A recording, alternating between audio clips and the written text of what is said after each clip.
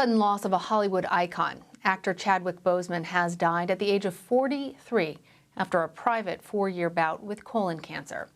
The South Carolina native was famous for taking on iconic black roles, such as Jackie Robinson, Thurgood Marshall, and the Marvel superhero Black Panther. Chris Martinez has more on his legacy.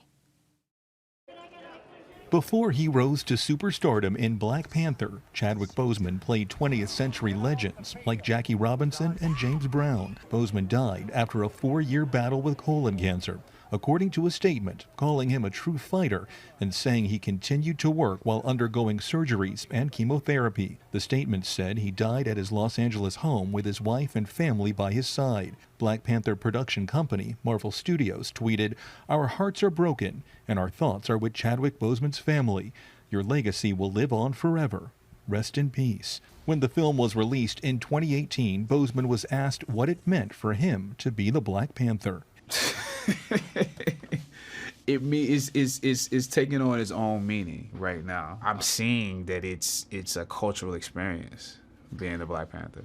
A year earlier, Boseman dismissed the idea that football player Colin Kaepernick's taking a knee during the national anthem was unpatriotic. We're in a period of time where people have to decide what is patriotism. Until black men are not brutalized in the street and treated unfairly, I'm going to acknowledge that it's not doing that. The South Carolina-born actor's breakout role was in 42, playing Jackie Robinson, who broke the color barrier in Major League Baseball. Boseman died the same day Major League Baseball celebrated Jackie Robinson Day. Chadwick Boseman was 43. Chris Martinez, CBS News, Los Angeles. Now I want to bring in Jesse Holland, the author of the novel Black Panther, Who is the Black Panther? He's also an assistant professor of media and public affairs at George Washington University. Professor Holland, thank you for joining us today. Many people are shocked by this news. As someone who interviewed Chadwick Boseman several times, what can you tell us about who he was away from the big screen?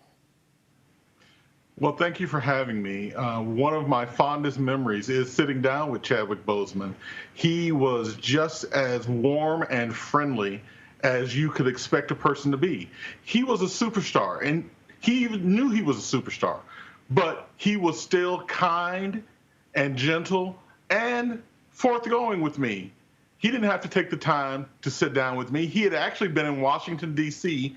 at his alma mater, Howard University, just the night before. And you could see how tired he was from enjoying his time back at his school. But instead of resting, he sat and took time to talk to me not only about the Black Panther, but about his other roles, like in Marshall and Get On Up and 42.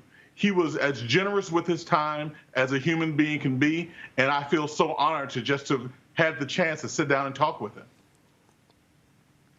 You know, for me and my family, he was the king of Wakanda. And just about every major role that Boseman took on was this iconic black character. As you mentioned, some of those, but there must have been something special that really drew him to these roles. Can you tell us about that? Well, one of the things that we know from just looking at the roles he chose, that he was about the African-American experience and about remembering some of these great black men who came before us, the people whose shoulders we stand on. Just looking at his portrayal of Thurgood Marshall, it was just absolutely amazing. And going back and looking at Jackie Robinson in 42 and James Brown. I mean, just to have those men on an acting resume and to do it in such a short period of time and not have his portrayals seem repetitive. Each role that he was in, he threw himself into it completely, and it looked nothing like the role he had done before. He ended up with the role of T'Challa, the Black Panther, and he made that role his own. It's going to be hard to see anybody playing Black Panther in the future, but I think Chadwick Boseman himself would say that that character and the impact that it's had on the world should live on, even if it's not with him. Well, you also wrote a companion novel to the Black Panther movie. What does that character mean to you and to young children, black and every other color, across America? Well, one of the things that I'm most grateful for in my life is that I've had the chance to be a small part of the Black Panther phenomenon. I've been around the world since the movie came out and since my novel came out, and everywhere I go, people are always come up to me and they talk about how impactful the Black Panther has been for them. It broke barriers. It reminded children of color, Black children, that they can be their own superheroes. They don't have to look up to someone of another race, of another culture. They can be that superhero themselves.